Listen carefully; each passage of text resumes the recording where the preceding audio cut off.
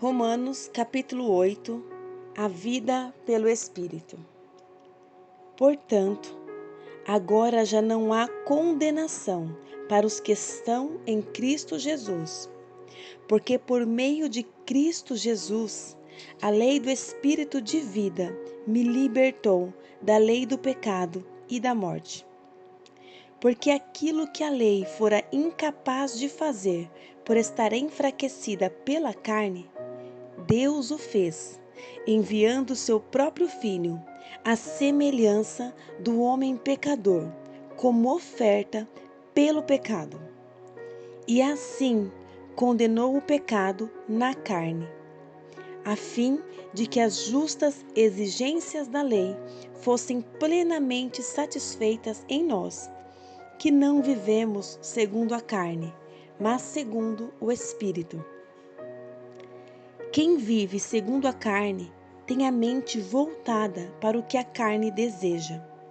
Mas quem vive de acordo com o Espírito tem a mente voltada para o que o Espírito deseja. A mentalidade da carne é morte, mas a mentalidade do Espírito é vida e paz. A mentalidade da carne é inimiga de Deus, porque não se submete à lei de Deus, nem pode fazê-lo.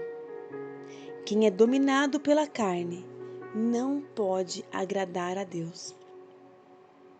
Entretanto, vocês não estão sob o domínio da carne, mas do Espírito, se de fato o Espírito de Deus habita em vocês.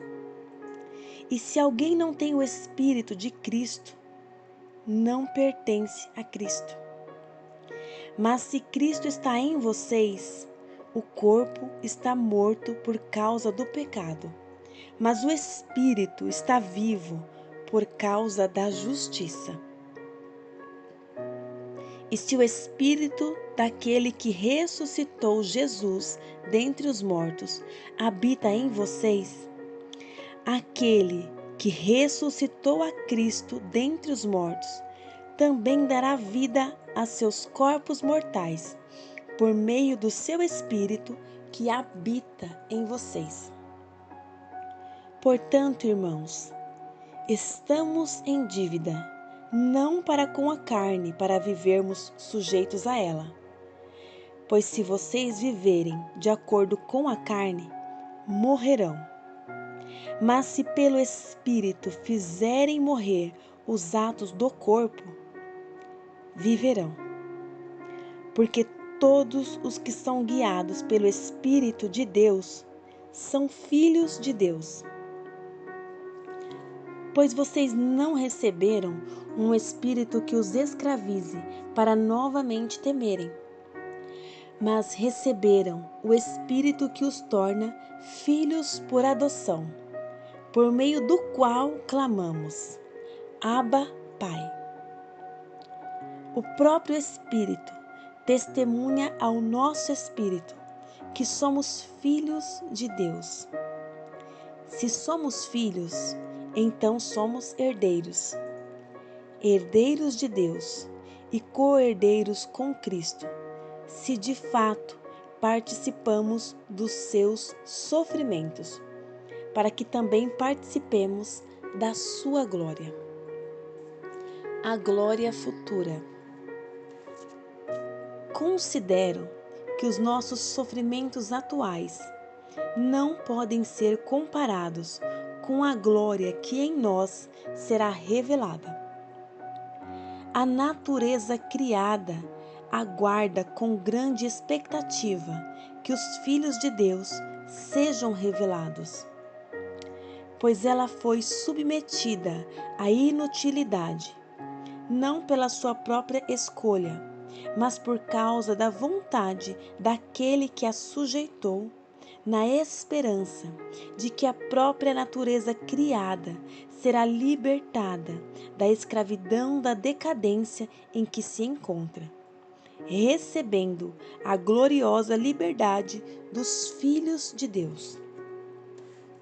Sabemos que toda a natureza criada geme até agora, como em dores de parto. E não só isso, mas nós mesmos, que temos os primeiros frutos do Espírito, gememos interiormente, esperando ansiosamente nossa adoção como filhos, a redenção do nosso corpo. Pois nessa esperança fomos salvos. Mas esperança que se vê não é esperança. Quem espera por aquilo que está vendo?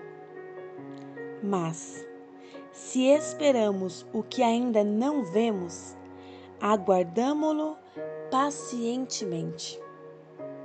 Da mesma forma, o Espírito nos ajuda em nossa fraqueza, pois não sabemos como orar. Mas o próprio Espírito intercede por nós com gemidos inexprimíveis. E aquele que sonda os corações conhece a intenção do Espírito, porque o Espírito intercede pelos santos de acordo com a vontade de Deus. Mais que vencedores.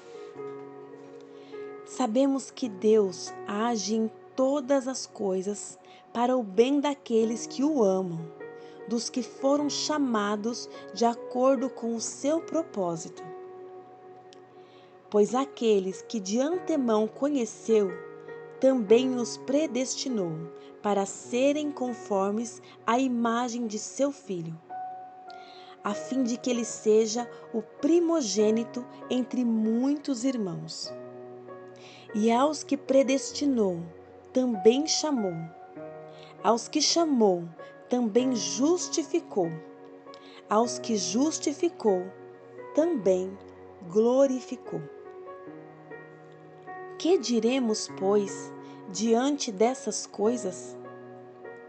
Se Deus é por nós, quem será contra nós? Aquele que não poupou o seu próprio Filho, mas o entregou por todos nós, como não nos dará com ele e de graça todas as coisas?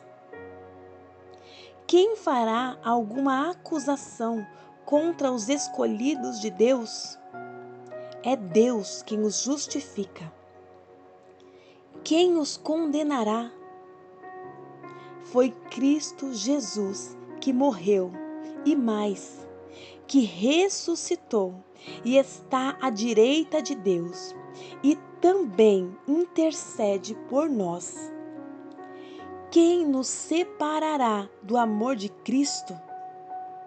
Será tribulação, ou angústia, ou perseguição, ou fome, ou nudez, ou perigo, ou espada? Como está escrito: por amor de ti, enfrentamos a morte todos os dias. Somos considerados como ovelhas destinadas ao matadouro. Mas em todas estas coisas, somos mais que vencedores, por meio daquele que nos amou.